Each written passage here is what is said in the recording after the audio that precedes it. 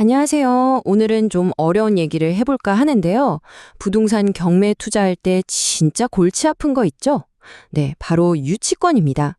이게 뭔지, 어떻게 대처해야 하는지 오늘 시원하게 파헤쳐 보겠습니다. 자, 한번 상상해 보세요. 경매 사이트 보다가 와, 진짜 괜찮은 물건을 찾았어요. 가격도 좋고 위치도 딱인데 자세히 보니까 유치권 신고 있음. 심지어 세입자까지 살고 있대요. 어떠세요? 아, 그냥 닫기 버튼 누르고 싶죠.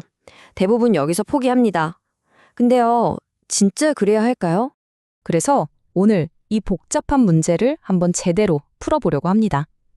먼저 유치권이라는 함정이 뭔지 알아보고 이걸 뒤집을 수 있는 비밀 무기, 바로 판례를 살펴볼 거예요. 그리고 나서 초보자와 고수를 위한 각각의 전략, 꼭 확인해야 할 체크리스트까지 짚어본 다음에 이 위기를 어떻게 기회로 만들 수 있는지 알아보겠습니다. 자, 그럼 바로 시작해 볼까요? 첫 번째 주제, 경매의 함정, 바로 유치권 물건입니다. 진짜 가격도 좋고 다 괜찮은데 유치권이라는 딱지 하나 때문에 다들 꺼리는 바로 그 물건 말이에요. 네, 바로 이거죠. 유치권, 거기다 세입자까지 있다? 와, 이건 뭐 거의 들어오지 마시오 하는 경고등처럼 느껴져요. 이거 잘못 건드리면 큰일 난다. 법적으로 너무 복잡하다. 이렇게 생각하니까요. 실제로 10중 8구는 여기서 그냥 포기해버립니다. 하지만요, 이 판을 완전히 뒤집을 수 있는 그런 비장의 무기가 있습니다. 오늘 이야기의 핵심이자 이 모든 문제를 푸는 열쇠가 될 거예요. 그게 뭐냐고요? 바로 대법원 판례입니다. 바로 이겁니다. 대법원 2020마 3516 결정. 이거 정말 중요하니까 꼭 기억해 두세요. 뭐라고 써 있냐면요. 유치권자가 소유자 동의 없이 마음대로 세입자를 들였다면 그 임대차 계약은 낙찰자한테 주장할 수 없다. 와, 이 한 문장이 판을 바꾸는 겁니다. 정말 강력한 무기죠? 자, 그럼 여기서 핵심 개념인 대항력이라는 걸 좀 알아봐야 해요. 이게 뭐냐면 집주인이 바뀌어도, 그러니까 낙찰자한테도 나 계약 기간 남았으니까 계속 살 거예요 라고 주장할 수 있는 힘이거든요. 근데 이 판례에 따르면 원래 집주인 동의도 없이 유치권자랑 계약한 세입자는 이 대항력이 그냥 없다는 겁니다. 그러니까 우리 낙찰자한테는 아무런 권리 주장을 못하는 거죠. 이해되시죠? 아니, 근데 대법원이 왜 이런 판결을 내렸을까요?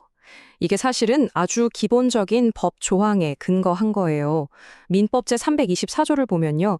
유치권자는 소유자 허락 없이는 그 물건을 빌려주거나 사용할 수 없다고 딱 못 박아놨거든요. 이 당연한 원칙이 바로 우리에겐 가장 강력한 무기가 되는 셈입니다. 좋습니다. 그럼 이제 이론은 알겠고 이 강력한 무기를 실전에서 어떻게 써먹을 수 있을지 알아봐야겠죠? 먼저 아직 경험이 많지 않은 분들을 위한 쉽고 확실한 방법부터 알려드릴게요. 접근법은 크게 두 가지로 나눌 수 있어요. 초보자분들은 명도 과정을 최대한 간단하게 만드는 방어적인 접근을, 좀 더 경험이 있는 분들은 이걸 아예 수익 기회로 삼는 공격적인 접근을 할 수 있습니다. 우선 방어적인 방법부터 살펴볼까요? 초보 투자자분들을 위한 전략은 정말 간단하고 명쾌해요. 첫 번째, 입찰하기 전에 소유자가 임대에 동의한 적 없다는 걸 꼭 확인해야 합니다. 이게 제일 중요해요. 두 번째, 이게 확인됐다면 자신감을 갖고 낙찰을 받는 거죠.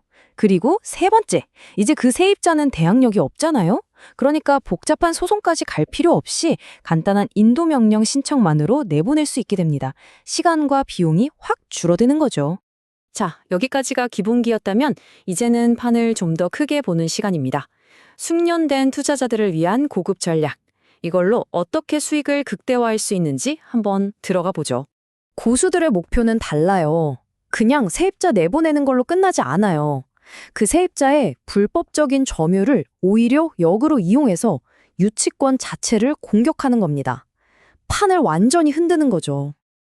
전략은 이렇습니다. 잘 들어보세요. 첫째, 유치권이 성립하려면 적법한 점유가 필수인데 소유자 동의도 없이 세를 준 건 불법이잖아요. 그러니까 당신들 점유는 적법하지 않다고 주장하는 겁니다.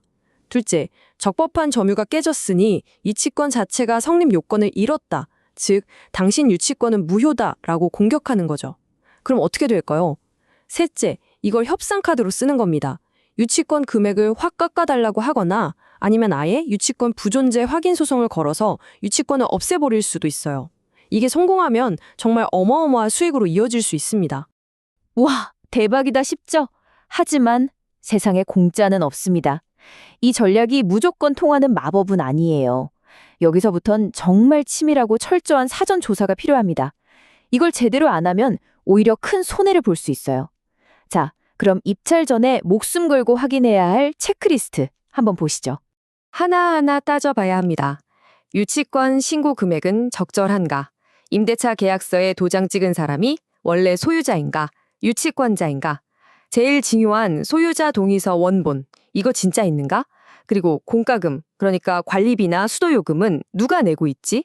주변 시세랑 임대료는 차이가 너무 나지 않나? 서류상 사는 사람이랑 실제 사는 사람은 같은 사람인가? 그리고 점유는 도대체 언제부터 어떤 방식으로 시작된 건가? 이 모든 퍼즐 조각을 맞춰봐야 합니다. 특히 이런 경우요. 딱 보세요.